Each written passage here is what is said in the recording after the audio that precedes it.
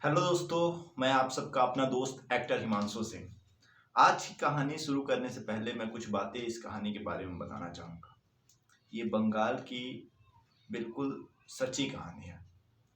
बंगाल के लोगों का मानना है और मैंने बहुत से ऐसे आर्टिकल्स भी पढ़े हैं जहाँ पे इस कहानी का जिक्र है। बहुत सी शॉर्ट फिल्म्स इस कहानी के ऊपर बन चुकी हैं, तो मुझे लगा कि ये कहानी आप सबको सुनानी चाहिए। बहुत ही एक अजीब सा किस्सा है। अब इसे अंधविश्वास कहें, जादू कहें, या एक अजूबा कहें, या कुछ ऐसी शक्तियाँ कहें किसी एक इंसान के अंदर, जिसकी अभी मैं कहानी बताने जा रहा हूँ, जो कि शायद आम इंसान ऐसा सोच भी नहीं सकता है कि ऐसा हो सकता है, लेकिन ऐसा हुआ है। तो ये कहानी एक जादूगर की है, एक ऐसे जादूगर की कहानी जिसकी उम्र लगभग 60-65 वर्ष है। अब वो 60-65 साल का जादूगर बहुत मशहूर अपने इलाके में बहुत मशहूर है और सभी उसे जानते हैं। सभी उसकी कलाओं की प्रशंसा करते हैं। और अभी अभी 2-3 महीने पहले ही उसकी शादी हुई है और 2-3 महीनों से उसने किसी भी तरीके का कोई शो नहीं किया है और पूरी तरीके से अपने आप को अपने घर में कैद कर लिया है। अब वहाँ पे वो हैं और उनकी पत्नी है, और इससे पहले उन्होंने कभी भी कोई शादी नहीं की थी और अपनी पत्नी के ऊपर ये किसी तरीके का कोई दबाव नहीं डालते हैं कि आपको ऐसे कपड़े पहनने हैं या तुम्हें मंगलसूत्र या फिर इन सारी चीज़ों का करना है। ये एकदम छोड़ देते हैं कि आप जैसे रहना चाहो वैसे रहो, एक लड़की की तरह रहना चाहती हो लड़की की तरह रहो। तो इनकी पत्नी भी, चूंकि इनके जो जादू दिखाने की कला होती है उससे प्रभावित होकर इनसे शादी की होती हैं, तो काफ़ी खुले विचारों की वो भी होती हैं और कुछ थोड़े छोटे कपड़े पहन के ही अपने घर में रहती हैं। चाहे कोई भी बाहर से मेहमान आए वो वैसे ही रहती हैं और जादूगर को भी कोई रोक टोक ये करते नहीं हैं। तो इस तरीके से चीज़ें रहती हैं। अब यहाँ 2-3 महीनों में कुछ ऐसी खबर आने लगती है उस इलाके में कि यहाँ के कुछ मशहूर मशहूर लोग गायब होते जा रहे हैं। अब उतने मशहूर भी नहीं, जैसे एक पत्रकार गायब हो चुका है, तो पत्रकार अब जो भी ऐसे लोग गायब हो रहे हैं उनके साथ सबसे बड़ी चीज ये है कि वो बहुत जोशीले हैं, वो किसी से डरते नहीं हैं, और सबसे बड़ी बात ये है सभी के सभी बहुत जवान हैं और काफी अच्छी खासी पर्सनालिटी है, और ऐसे लोग गायब होते जा रहे हैं। तो कहीं ना कहीं पुलिस और प्रशासन इस चीज को लेकर परेशान होती है और फिर उड़ते उड़ते ये खबर आती है कि वो सभी लोग जब से गायब हुए हैं तब से उस जादूगर के घर में जाते थे मिलने, और उसके बाद वो गायब हो जाते हैं। तो कहीं ना कहीं पुलिस का शक भी यही आता है कि क्यों ना उस जादूगर के घर पे जाके और अच्छे से इन्वेस्टिगेशन की जाए, क्योंकि वो जादूगर अपने आप को पूरी तरीके से कमरे में कैद कर लेता है, बाहर निकलता नहीं है, तो किसी तरीके का कोई ऐसा सबूत मिलता नहीं है। तो एक बार क्या होता है कि एक सीनियर इंस्पेक्टर पहुंचते हैं। न्यूज़पेपर में लगातार ऐसी चीज़ें आती रहती हैं कि एक पत्रकार गायब हुआ, उससे पहले एक इंस्पेक्टर गायब होता है, और उससे पहले एक थिएटर आर्टिस्ट गायब हुआ होता है। और थिएटर आर्टिस्ट इन्हीं के, जो ये जादू अपना सिखाते हैं, इन्हीं के थिएटर में काम कर रहा होता है और सभी ये जवान होते हैं। जादूगर की पत्नी भी बेहद जवान होती हैं और काफ़ी खूबसूरत होती हैं। 27-28 साल की उम्र इनकी पत्नी का रहता है और बहुत ही खूबसूरत रहते हैं, और ये जादूगर रहते हैं 60-65 साल के। लेकिन पूरी तरीके से इनकी पत्नी इनसे संतुष्ट रहती हैं और किसी तरीके का मतलब अपनी तरफ से असंतुष्टि या फिर किसी तरीके की दिक्कत इनकी पत्नी को इनके साथ रहने में नहीं होती है। तो जब ये सीनियर इंस्पेक्टर पहुंचते हैं जादूगर के घर पता लगाने कि आखिर क्या वजह है जिस वजह से ऐसे लोग गायब होते जा रहे हैं, तो ये बातों का सिलसिला शुरू करते हैं। तो जादूगर बहुत अपने रुतबे के साथ बैठते हैं इनके सामने और बात करते हैं। इंस्पेक्टर साहब, आप हमारे घर आए, हमें बहुत अच्छा लगा, लेकिन आप ऐसे वर्दी पहन के ना आते हैं, ऐसे हमारे दोस्त की तरह मिलने आते तो मुझे और भी अच्छा लगता। अब मैं यहाँ इंस्पेक्टर की उम्र भी मैं बताने जा रहा हूँ। 30-32 साल उसकी भी उम्र है और वो भी बेहद खूबसूरत है, बेहद जवान है। तो ऐसे ही लोग गायब होते जा रहे हैं जादूगर के घर से, और यहाँ इंस्पेक्टर साहब आ चुके हैं। अब बातें शुरू होती हैं जादूगर और इंस्पेक्टर के बीच में। इंस्पेक्टर साहब पूछते हैं कि देखिए जादूगर साहब, मेरा कुछ ऐसा मतलब है नहीं, लेकिन आपके घर में मुझे लगता है कि कुछ ऐसा है, यहाँ लोग आके गायब हो जाते हैं, और आपकी जो भी आपका जादूगर कहें या फिर आपके अंदर जो काली शक्तियाँ हैं, जिन शक्तियों का भी आप प्रयोग करते हैं, कहीं ना कहीं लोगों का मानना है कि इसकी वजह से लोग गायब होते जा रहे हैं, और हमें प्रशासन की तरफ से ये आदेश मिला है कि इस पे कार्रवाई की जाए। तो जादूगर कहते हैं बिल्कुल बिल्कुल, आप अपना काम कीजिए, हमने कब प्रशासन को रोकने की कोशिश किया। तो फिर क्या है, पहले चाय वगैरह पी लीजिए, फिर हम ये बातें करते हैं। अभी ये अपनी पत्नी को बुलाते हैं जादूगर साहब इंस्पेक्टर साहब के सामने। तो वैसे ही छोटे कपड़ों के साथ ये आ जाती हैं इनके सामने, और ये इनको चाय वगैरह सारी चीज़ें देती हैं। तो जादूगर अपनी पत्नी को देख रहे होते हैं, और जादूगर की पत्नी भी उसी जादूगर को देख रही होती है।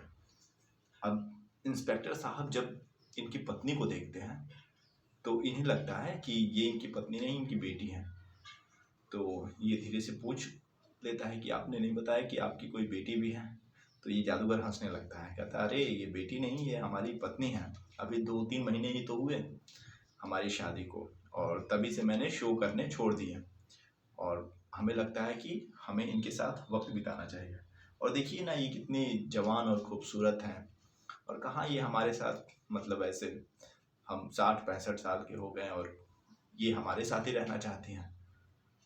तो इस पर इंस्पेक्टर को कुछ नहीं समझ में आता है।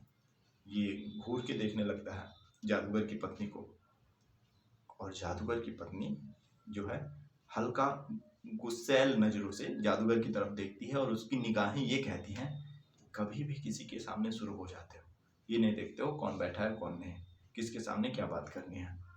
तो लेकिन इंस्पेक्टर साहब तो जादूगर की पत्नी की खूबसूरती से एकदम प्रभावित हो जाते हैं। तो कहीं ना कहीं इंस्पेक्टर को ये चीज़ें समझ में नहीं आती हैं कि कैसे एक इतनी खूबसूरत लड़की और ये 60-65 साल का ऐसा वृद्ध इंसान, और चूंकि जादूगर है तो अब इन्हें कुछ समझ में नहीं आता है, और ये कहते हैं कि ठीक है, केस की तरफ ध्यान देते हैं, लेकिन ये इनकी निगाहें उनकी पत्नी की तरफ ही होती हैं। तो फिर जादूगर साहब कहते हैं, अरे मैंने अपनी पत्नी का जिक्र क्या किया आपके सामने, आप तो हमारी पत्नी को घूरे ही जा रहे हैं हमारे सामने। तो ये इंस्पेक्टर साहब कहते हैं, नहीं नहीं, ऐसा कुछ नहीं है, बस मुझे थोड़ा ये अजीब लगा कि आप दोनों के बीच में इतना उम्र का फासला होते हुए भी आप दोनों इतने अच्छे से रह लेते हैं। तभी एक छोटी सी मूर्ति जो है टेबल से गिर जाती है। अब इंस्पेक्टर की निगाह उस मूर्ति पे पड़ती है। वो मूर्ति रहती है एक पत्रकार की, छोटी सी, जैसे गुड्डे गुड़िया नहीं होते हैं वैसे ही। तो इंस्पेक्टर तुरंत उस मूर्ति को उठाता है और देखता है, कहता है अरे ये तो उसी पत्रकार की तरह बिल्कुल लग रहा है जो अभी 1-1.5 महीने पहले गायब हुआ है। तो ये जादूगर हंसता है और कहता है, हाँ बिल्कुल सही पहचाना आपने, मैं अभी इस समय घर पे अकेला हूँ, तो सिर्फ दिन भर न्यूज़पेपर्स पढ़ता रहता हूँ, और ये जितने भी लोग इस समय गायब होते जा रहे हैं, मैं कुछ नहीं तो उनकी मूर्तियाँ बना के और रख दिया करता हूँ, और कोशिश करता हूँ कि इनमें कुछ ऐसी शक्तियाँ डालूँ जिससे ये इधर उधर चल सकें या फिर अपनी पलकें झपका सकें। इसीलिए आप ध्यान से देखेंगे तो कुछ समय बाद हर मूर्ति जो है पलकें अपनी झपकाती रहेगी। तो इंस्पेक्टर कहता है कि हर मूर्ति? तो कहता है, हाँ आपने सिर्फ एक ही मूर्ति देखी, आइए मैं आपको और भी दिखाता हूँ। और वो पर्दा हटाता है। पर्दा हटाता है तो जितने भी लोग गायब हुए हैं उन सब की मूर्तियाँ वहीं रहती है टेबल के ऊपर। और किसी मूर्ति की आंखों से आंसू गिर रहा है, कोई मूर्ति आंखें अपनी झपका रही है, कोई मूर्ति जबरदस्ती आगे बढ़ के टेबल से गिर जा रही है। और यही जादूगर समझाते हैं कि देखिए ना, यही इन मूर्तियों के अंदर मैंने कुछ अपनी शक्तियाँ डाली हैं और भी मैं कुछ इनके साथ करना चाहता हूँ, लेकिन ये मूर्तियाँ मुझे इस समय परेशान कर रही हैं। और ये नीचे गिर जाती हैं, फिर मैं उठाता हूँ, इन्हें रखता हूँ, चोट भी नहीं आती है। और कभी कभी तो ऐसा भी होता है कि नीचे गिरने की वजह से कुछ मूर्तियों में से खून भी निकलने लगता है। अब इंस्पेक्टर का दिमाग एकदम घूम जाता है। वो कहता है कि ये क्या हो रहा है, और ये तो ऐसी चीज़ भी नहीं है जिसको मैं रिकॉर्ड कर सकूं, या फिर जिसको मैं एक जरिया मान के और इनको यहाँ से ले जा सकूं। किसी को मैं बताऊंगा तो कोई मेरा विश्वास ही नहीं करेगा। तो इनको समझ में ही नहीं आता ये क्या हो रहा है। तो इंस्पेक्टर बहुत सोचने लगता है, और फिर वो देखता है टेबल पे तो सारे न्यूज़पेपर रखे रहते हैं, जितने भी लोग ऐसे गायब हुए हैं। तो जादूगर कहता है कि हाँ हाँ, आप बिल्कुल सही देख रहे हैं, मैं यही न्यूज़पेपर पढ़ता हूँ, और जितने भी लोग ऐसे लापता हो रहे हैं उन सब की मैं मूर्तियाँ बना के अपने टेबल पे रख देता हूँ। अब टेबल पर सारी मूर्तियों को देखने के बाद इंस्पेक्टर देखता है कि वहीं टेबल पर एक नीले रंग का पत्थर भी रखा है। तो इंस्पेक्टर अपने हाथों को बढ़ाता है उस पत्थर को उठाने के लिए, जादूगर उसे रोक देता है। कहता है, अरे रहने दीजिए, उसको मत उठाइए, वो बहुत काम की चीज़ है। तो इंस्पेक्टर कहता है, ऐसा क्यों, मुझे ज़रूर उसके बारे में देखना है, वो है क्या। तो वो कहता है कि जादूगर कहता है कि अगर उस पत्थर को आप उठाओगे तो मेरी पत्नी समझेगी कि आप ही मैं हूँ, यानी कि आपको अपना पति मान लेगी। अब इंस्पेक्टर साहब को एकदम समझ में ही नहीं आता है, और कहीं ना कहीं जादूगर की पत्नी की तस्वीर इनके दिमाग में घूम रही होती है। उसके छोटे कपड़े और उसकी खूबसूरती, तो इनका उतावलापन अब रहा नहीं जाता है। और ये भी चूँकि काफ़ी इंस्पेक्टर हैं और जोश खरोश में रहते हैं, तो अपने आप को रोकते नहीं हैं और कहते हैं ऐसा कुछ नहीं होता है, और ऐसा है तो मैं आजमाना चाहूँगा इस चीज़ को। और वो पत्थर को उठा लेते हैं। और फिर जादूगर कहते हैं कि अगर आपको विश्वास नहीं हो रहा है तो ऊपर मेरी पत्नी कमरे में अकेले है, आप जाइए कमरे में और उसके सामने खड़े हो जाइए। वो आपको आप नहीं समझेगी, आपको मैं समझेगी। अब इंस्पेक्टर साहब को अंदर से खुशी भी होती है, और थोड़ा ये भी रहता है कि ऐसा कैसे संभव हो सकता है। तो ये तुरंत कहते हैं, अच्छा ठीक है, आप कहते हैं तो मैं जाता हूँ। और अंदर से बहुत खुश रहते हैं इंस्पेक्टर साहब। तो वो नीला पत्थर अपने मुट्ठियों में भर के ये पहुँच जाते हैं जादूगर की पत्नी के कमरे में। अब वहाँ जादूगर की पत्नी वैसे ही हल्के कपड़ों के साथ बिस्तर पे कुछ मैगजीन्स वगैरह पढ़ रही होती है।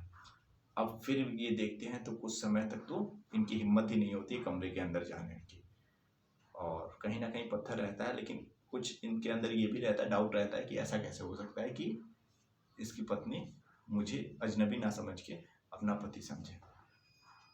तो फिर ये कोशिश करते हैं अंदर जाने की, और दरवाज़ा खोलते हैं तो देखते हैं कि जादूगर की पत्नी इनसे कहती है, आपको मैंने कितनी बार मना किया, किसी अजनबी के सामने आप ऐसी वैसी बातें करने लगते हो। मुझे बिल्कुल अच्छा नहीं लगता कि आप अपने आप को ज़्यादा उम्र का बताते हो, मुझको कम उम्र का बताते हो। मैं आपसे प्यार करती हूँ और मेरी सारी ज़रूरतें आपसे पूरी हो जाती हैं बस, और मुझे कोई शिकवा गिला नहीं है। और किसी के सामने खुद को नीचा दिखाने की आप कोशिश मत कीजिएगा, मुझे बिल्कुल अच्छा नहीं लगता। अब इंस्पेक्टर साहब एकदम अचंभित हो जाते हैं, आश्चर्यचकित हो जाते हैं कि ये क्या हो रहा है मेरे साथ, और कहीं ना कहीं बहुत खुश भी होते हैं। कमरे में वो दोनों ही रहते हैं, और चूँकि वो जादूगर की पत्नी ही इन्हें अपना पति मान रही है, और जो कुछ भी इनके दिमाग में चल रहा था वो चीज़ें अब ये कमरे में कर सकते हैं। तो ये धीरे से कमरा बंद कर देते हैं, और फिर जादूगर की पत्नी के साथ जो भी चीज़ें हैं, अपना जो सोच इनके दिमाग में गंदी सोच रहती है उसको अब रूम बंद करने के बाद जब रूम खुलता है तो इधर से जादूगर की पत्नी निकलती हैं अपने कपड़े पहनते हुए, और नीचे देखती हैं तो इनका वही पति उसी सोफे पर बैठा हुआ है। तो ये मुस्कुरा के कहती हैं कि इसीलिए मैं कभी कभी सोचती थी कि एक जादूगर से शादी करके मुझे बहुत पछताना ना पड़ जाए, और कभी कभी ये सही भी लगता है। अब आप मुझे कमरे में कब छोड़ के यहाँ आ गया मुझे पता ही नहीं चला, और ऐसे थोड़ी ना होता है। और आप किसी भी अजनबी के सामने अपने आप को नीचा मत दिखाया कीजिए। तो ये जादूगर मुस्कुरा के उनके बालों को सहला के कहता है कि तुम ठीक तो हो ना? तो कहे हाँ मैं बिल्कुल ठीक हूँ, और आपने मुझे और ठीक कर दिया। तो फिर इस तरीके से जादूगर मुस्कुराता है और जादूगर की पत्नी की निगाह उन मूर्तियों पर जाती है। तो उन मूर्तियों में एक और मूर्ति बढ़ गई होती है, और वो मूर्ति होती है उस इंस्पेक्टर की। वो कहती है कि अरे ये वही इंस्पेक्टर है क्या जो अभी यहाँ आया था? तो जादूगर कहता है हाँ हाँ ये वही इंस्पेक्टर है। तो फिर वो उस मूर्ति को और करीब से देखती है तो देखती है कि उस इंस्पेक्टर की आंखों से आंसू निकल रहे होते हैं। तो फिर ये पूछती है जादूगर की पत्नी, अच्छा ये इंस्पेक्टर रो क्यों रहा है? तो ये जादूगर साहब बताते हैं कि अब हर मूर्ति में मैं सोच रहा हूँ अलग अलग तरीके की भावनाएं डालने की। कोई मूर्ति हंसेगी, कोई चलेगी, कोई रोएगी। इन सारी मूर्तियों में कुछ कुछ इंसानी हरकतें डालने की। और फिर जादूगर मुस्कुरा के न्यूज़पेपर पढ़ने लगता है। तो ये थी आज की कहानी। अब आपको ये कहानी कैसी लगी? मुझे तो काफ़ी अच्छी लगी थी, और मुझे लगा कि आपसे भी इस कहानी के बारे में शेयर करना चाहिए इस कहानी को, तो मैंने किया। और आपको ये कहानी कैसी लगी ज़रूर कमेंट बॉक्स में लिख के बताइएगा, और कहानी से रिलेट करके कुछ लिखेंगे तो मुझे ये पता चलेगा कि आपने कहानी पूरी सुनी है। बाकी लाइक करके मुझे और मोटिवेट कर सकते हैं, चैनल को सब्सक्राइब करके मुझे ऐसी ही वीडियोस बनाने के लिए और ज़्यादा प्रेरित कर सकते हैं। फेसबुक पर देख रहे हैं तो मेरे पेज को फॉलो कर सकते हैं। इस वीडियो को शेयर करके मेरी बातों को औरों तक पहुंचा सकते हैं। थैंक यू सो मच, आपने मेरी इस वीडियो को पूरा देखा। बहुत बहुत धन्यवाद मेरे भाई।